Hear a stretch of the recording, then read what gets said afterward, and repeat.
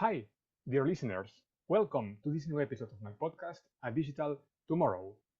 I'm joined today by Dr. Hungyi Chen, who's the Managing Director of Meta Intelligence, as well as Founding Director of the Metaverse Campus at Zhejiang University International Business School, CIBS. Dr. Chen is a huge expert on the Metaverse in general, the Metaverse in China. So this is why I think it's going to be very interesting for all of you, dear listeners, to be able to learn more about the Metaverse and hear from such an expert as Dr. Chen. So without further ado, Dr. Chen, I would like to thank you for coming to my podcast. Yeah, thank you very much for your invitation. The pleasure is absolutely mine. And well, as I said before, you are a very relevant voice in the metaverse industry since you, for example, founded the Metaverse campus at Zhejiang University International Business School, and you started other ventures after that as well. So, before digging deeper into the metaverse per se, could you Mhm. please share a bit more about your personal journey with my Yes, audience? Like, how did you end up so involved in the metaverse? sure. So I think this is a really good beginning for today's conversation. So Mr. Oreo and me, we like get to know each other when both of us were in academia. So as Mr. Oreo briefly introduced, I was working as a professor and the founding director for the Metaverse campus. And I'm sure maybe Oreo and some audience might curious about why we have this Metaverse campus.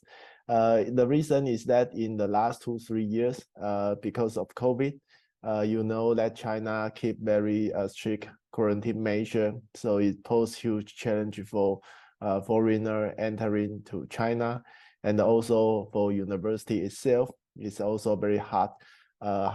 Could we keep students' motivation? Because people is getting tired of Zoom meeting and the Google Meet, and those like young generation, they want something new. So that's why in the end of 2021, I was commissioned by Zhejiang University to start this initiative, and we run it successfully. We run a couple of like the program, and that's fully conducted in the metaverse. And the reason why I come to this like the metaverse industry, the reason I feel is something very fun, and I in the metaverse I can see those professor and the student, their smile, and we don't make them feel sleepy, and that's something I feel this is like the direction I'm eager to cultivate for my next at least 5 or 10 years. Mhm. I see, I see. Well, thank you very much for sharing that. Mhm. I maybe should start from the very beginning before digging deeper. And maybe I should start by Yes, asking you, what is the metaverse? right. Right. So I think this is very good question before we enter to having a further discussion.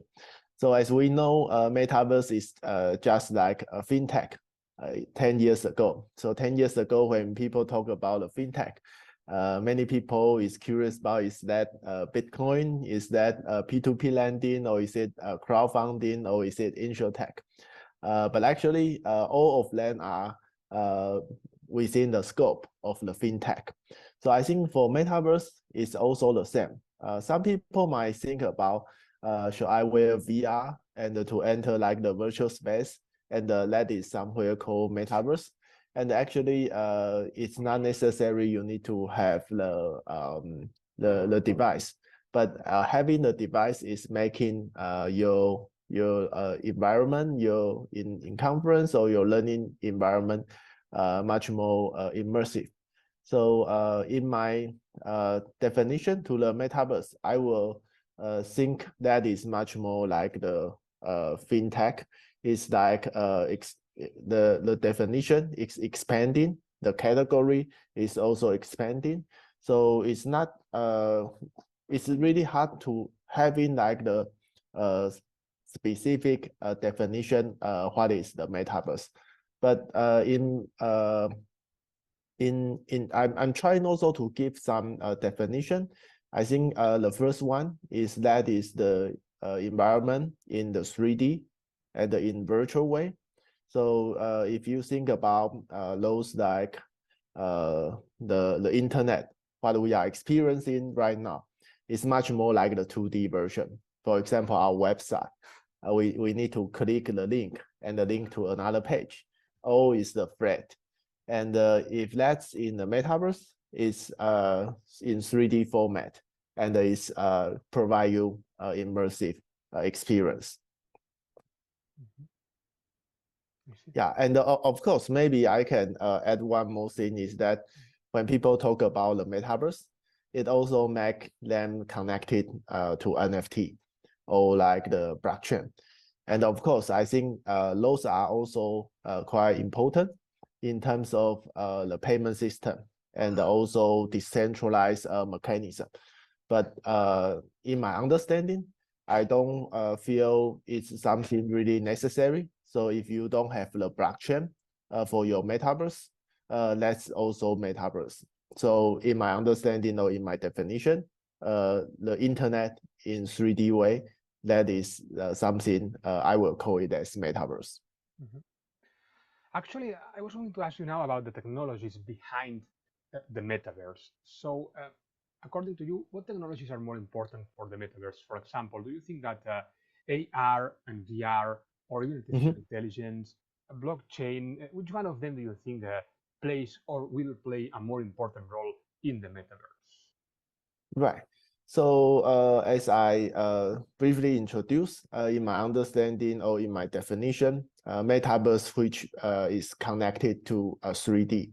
So if we talk about the 3D, many people nowadays, they criticize metaverse a lot. For example, few months ago when Mark Zuckerberg like have a selfie inside his metaverse, and many people say, wow, this is even worse like than the game in 1990s.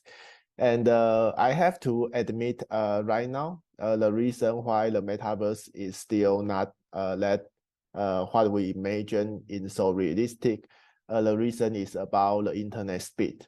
So think about if you wanted to have people that can have your facial expression and your gesture, and you literally need to have so many information transmit on the internet. So nowadays, maybe when we use website, it's about text, it's about video, but in metaverse, it's not just XY, it's XYZ. So there are many things you need to transmit. So the first thing I think is very important is about the internet infrastructure. So in terms of 5G or in terms of 6G.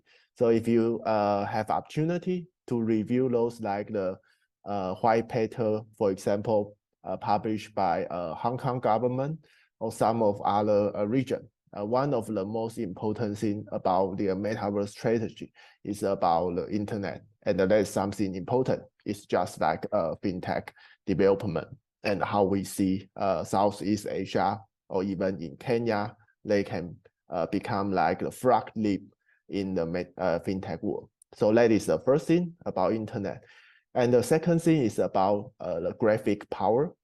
So although many people criticize it's still animation or cartoon, like for example Roblox.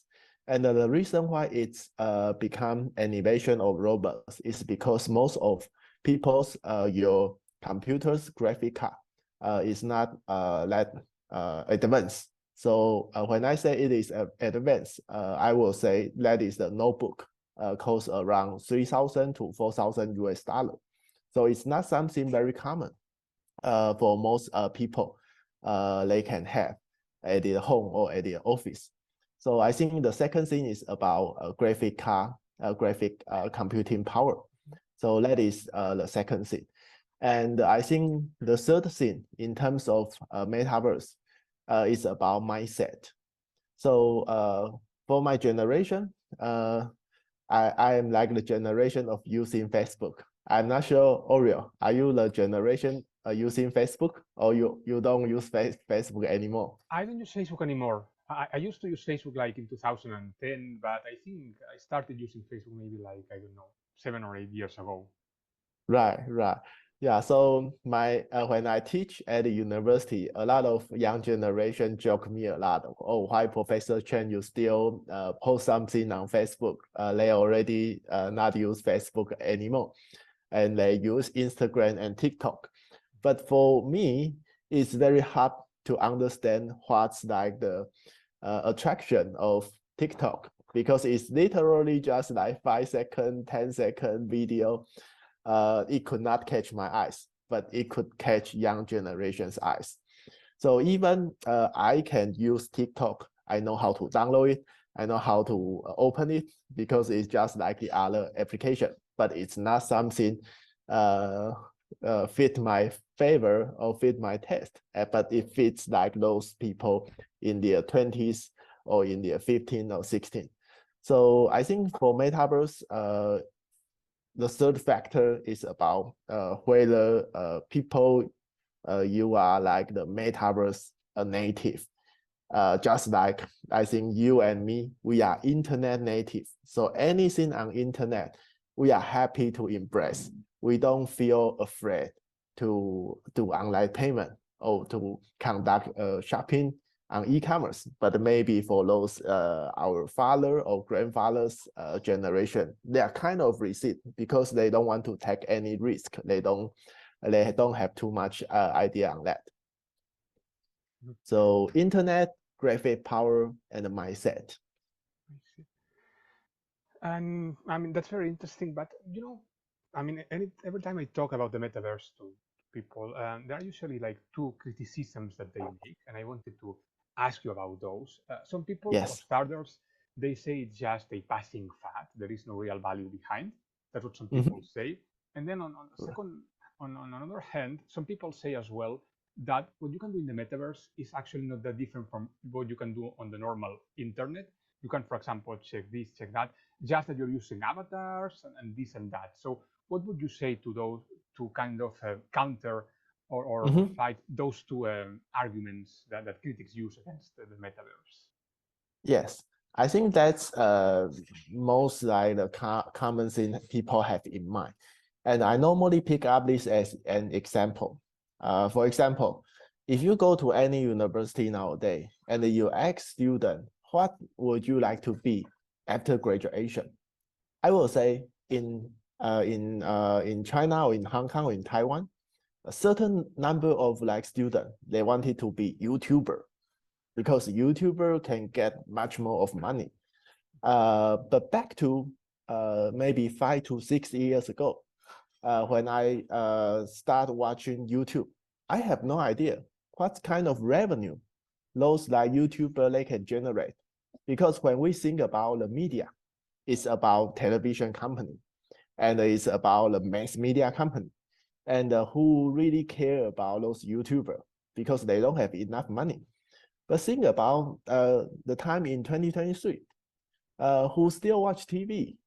We mostly watch YouTube, and that's like how the digital transformation is being happen in the media industry.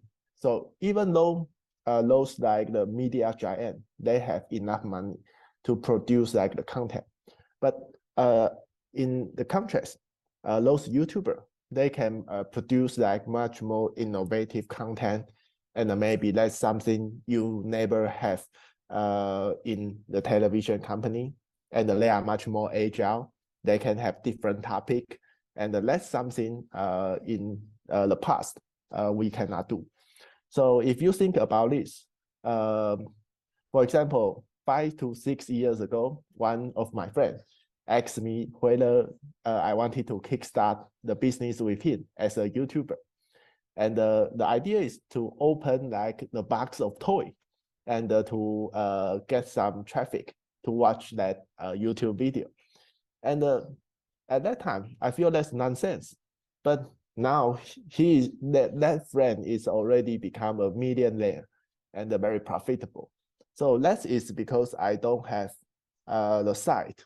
to the future, right? Mhm. So if you see how TV become YouTube or Netflix, this kind of transformation, somehow this can be kind of lesson learned to the metaverse.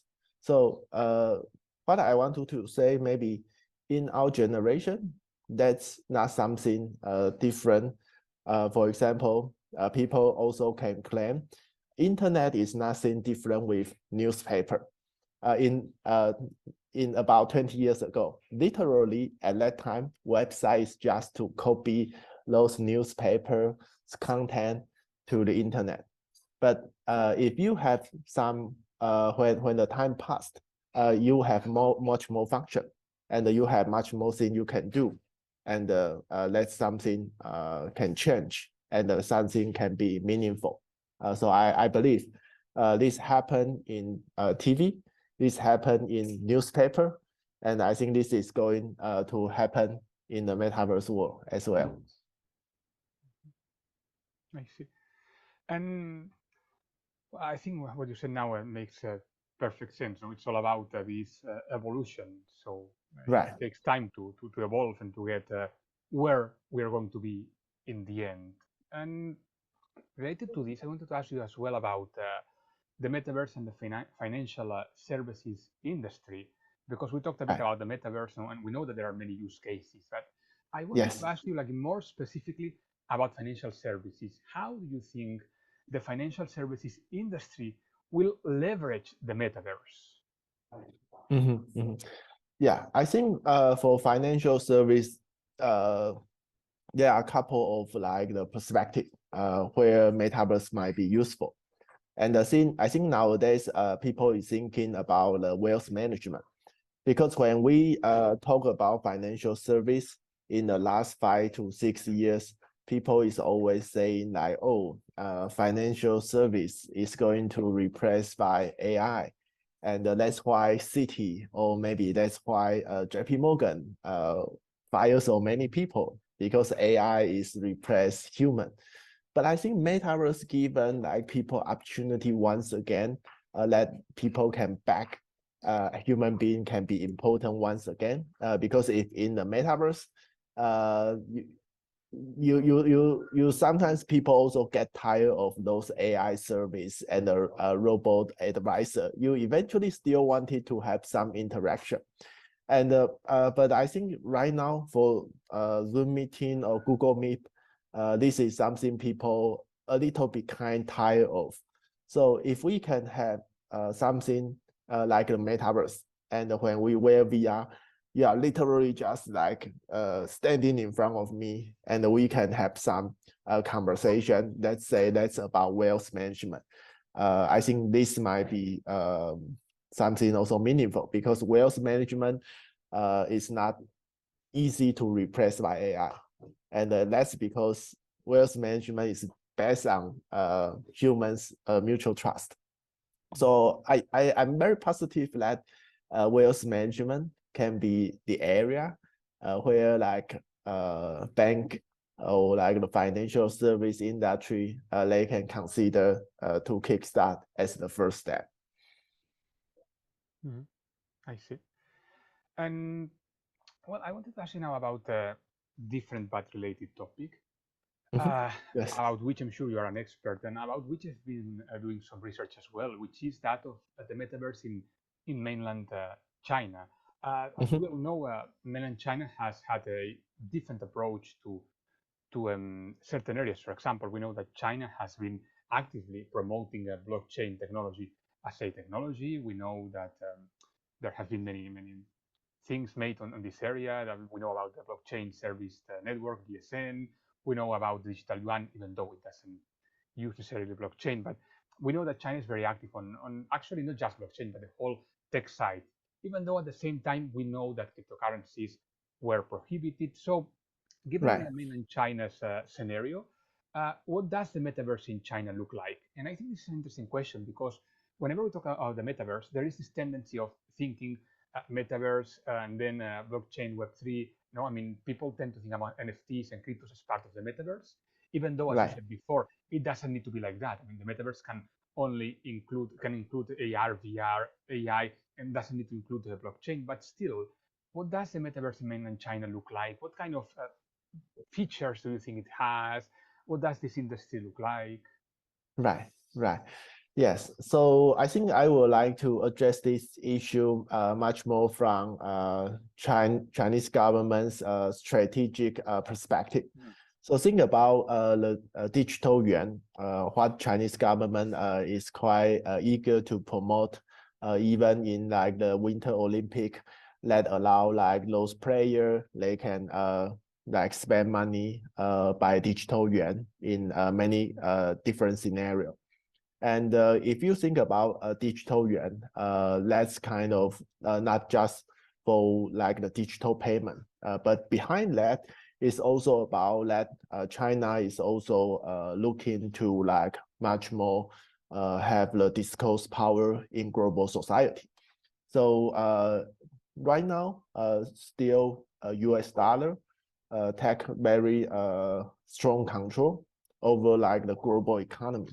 So I think having this new technology is the way how like China can leverage this kind of technology and to have the frog leap and to become like the competitor.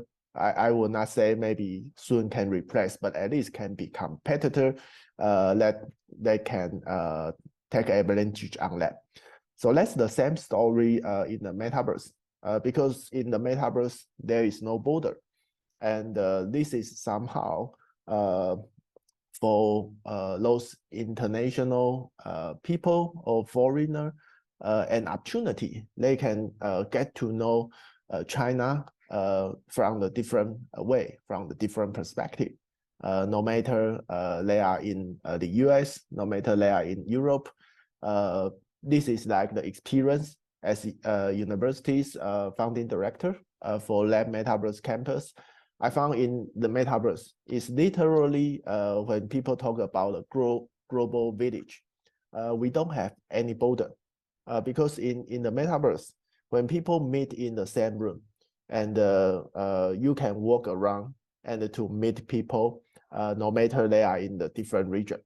So I think this gives China the great opportunity.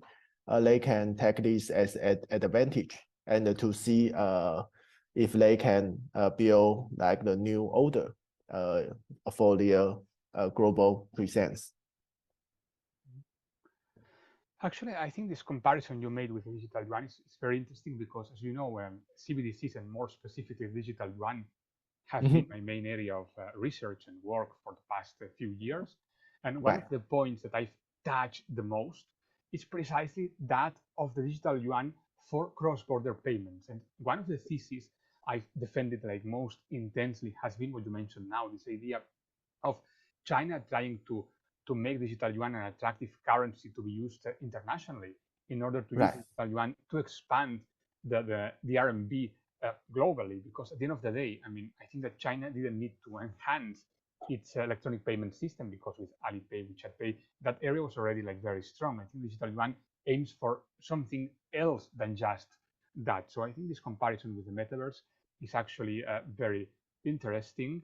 And I wanted to ask you as well about uh, how do you think that the lack of blockchain and NFTs in the metaverse in China is shaping or reshaping China's metaverse in the sense that how different is China's metaverse that different from the ones that we can find in the West?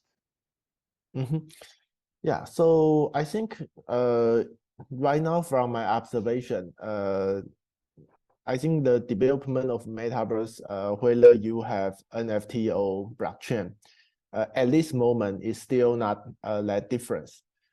Because like I will say, not every single user they really know about blockchain or they really know about NFT.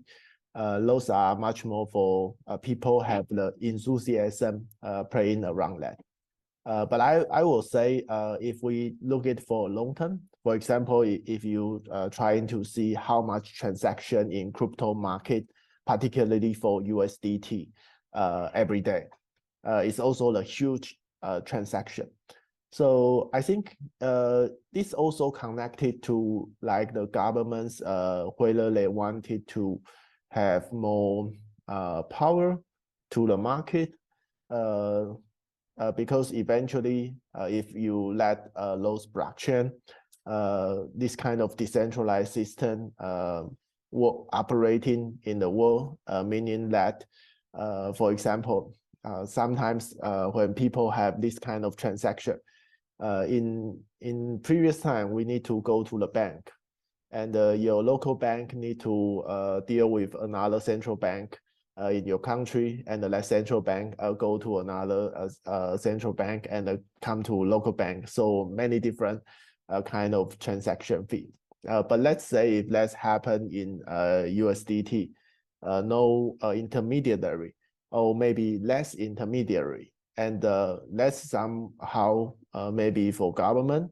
I'm saying maybe not every government wanted to see this because it's going to change the ecosystem.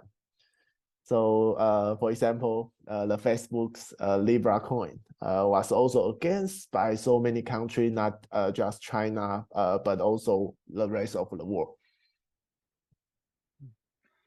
No, indeed, indeed. And I think what makes the metaverse in China much more interesting is just it's not only dominated by large companies. We also so many local governments jumping on this metaverse wave. We saw local governments in Right. Shanghai, Zhejiang, Anhui, Hubei, Sichuan, the Huangpu district of Guangzhou as well. No, I mean, all of them trying to, well, unveiling proposals about the metaverse, including the metaverse in their 5-year blueprints. So I think there Right. is an interest not just from larger companies, but also from public administrations, from local governments. And I think that's Yes. something interesting because you see this interest is not just on one side. No, it's like a common interest in many ways. Yes, that's right. So I think for metaverse it can change like the ecosystem. For example, I mean like recently people is quite like discuss about ChatGPT. So if you look at how ChatGPT this technology, it's not just like to automatically to compile your work, for example, for your writing or for your coding, but it's much more like maybe people should really think about for ChatGPT is owned by like the big tech or maybe like a tech giant. So eventually, if you cannot be like have like the good skill to compete with them, eventually you are going to lose your job. And that's not something really worse. Much worse is that eventually for knowledge and for like the skill that will take over by the big company, and it will be much more capitalism. So people, you even cannot just be smart and can change your life, but those like the tech company will be taken over for the whole industry. So that's something I'm also kind of worried about. Mhm. Indeed, indeed. And talking about concerns, before wrapping this episode up, I wanted to ask you like a couple of quick questions. The first one Yes, is about risks, not just in China, but about the metaverse in general, worldwide. What right. risks do you think the metaverse has globally? Right.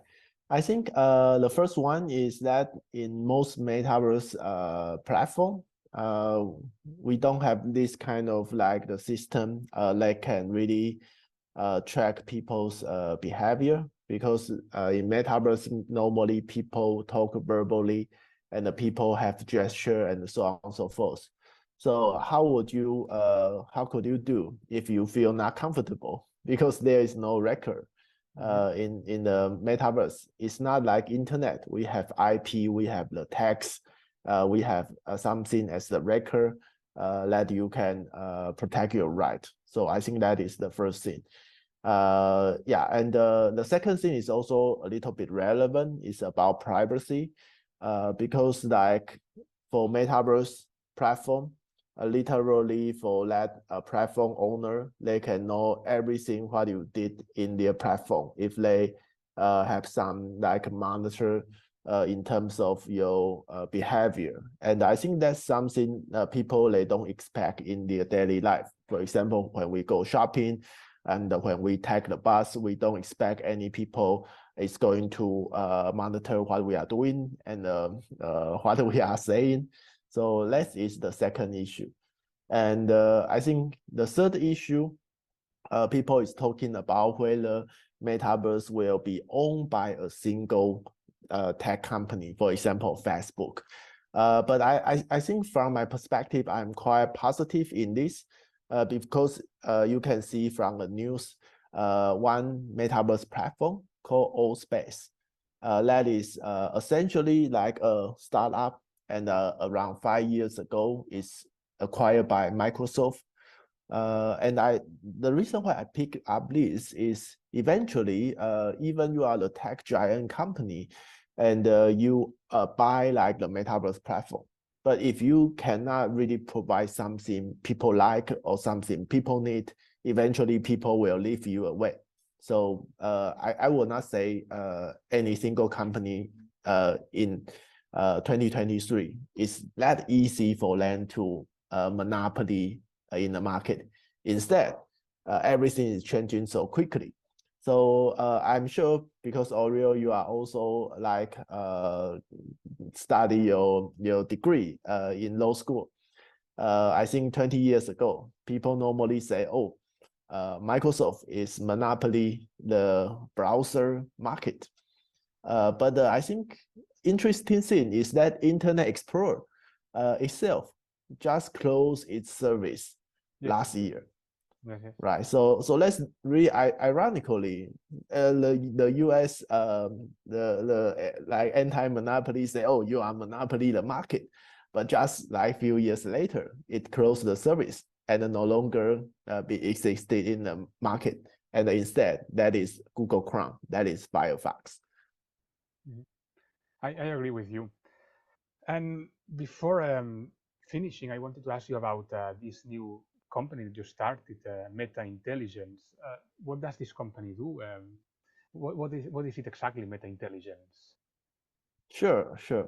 So if I conclude my business in one sentence, I will say we are transform your website from 2D to 3D, and plus that your website is accessible not only laptop, smartphone, but plus VR, and that's something we are doing right now.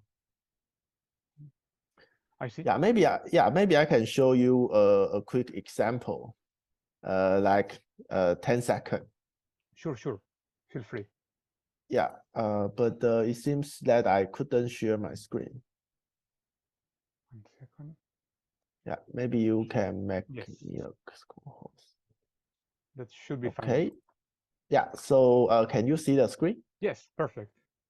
Yeah, so this is like one Chinese car company who wish to enter Russian market, and we Great. build this for them. And essentially, the user they can use their browser, no need to wear VR, and they can go inside to check how does like the car looks like, and to see some like the introduction. And also, if you have opportunity to meet people in the metaverse, you can also talk to them or even see the video and explore like the exhibition room by yourself.